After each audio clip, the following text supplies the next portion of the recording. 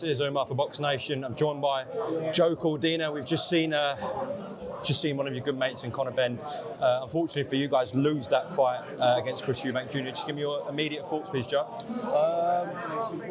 First off, I don't think he was as wide as that. It's definitely not. Early on, first 6 rounds I had Conor. First 7 rounds I had Conor up. And then after that, I was saying to my wife, I said, Chris is pulling back now, and then he's going like 1 round up, 1 round down, and this level. And then it was the last 2 rounds. It was quite hard to score because they were both giving it 100% and giving everything they had. They weren't leaving no stone unturned in there.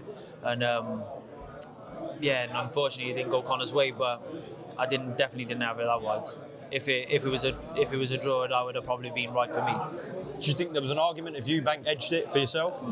No, but if it was the other way, you couldn't have argued either because it was a good battle back and forth all the way through.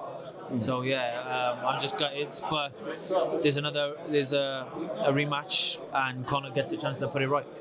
You want to see the rematch, of course. 100%. That was one of the best fights I've seen in a long time. How does Conor put it right? I was doing an interview the other day and they asked me how does Conor win this fight. I think it's the educated pressure. I think what he was doing was right, but the educated pressure, he was a bit forcing it a little bit too much and getting just caught with silly shots. But other than that, it was everything was spot on. Did Eubank impress you tonight or not? Nothing out of the. He didn't blow me away with anything, but it was a good performance. But good performance by both. It was good to watch. It was very good to watch, actually, and it was one of the best fights I've seen in a long time. Like I said. Quickly, what's the latest with you?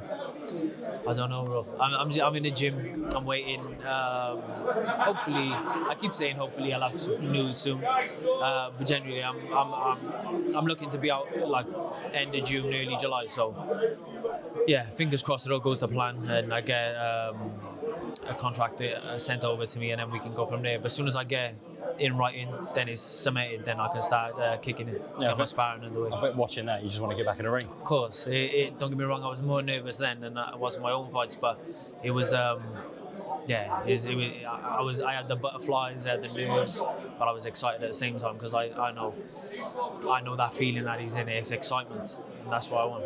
Top man, Joe. Thank you. Queensbury, the biggest fights and the biggest nights.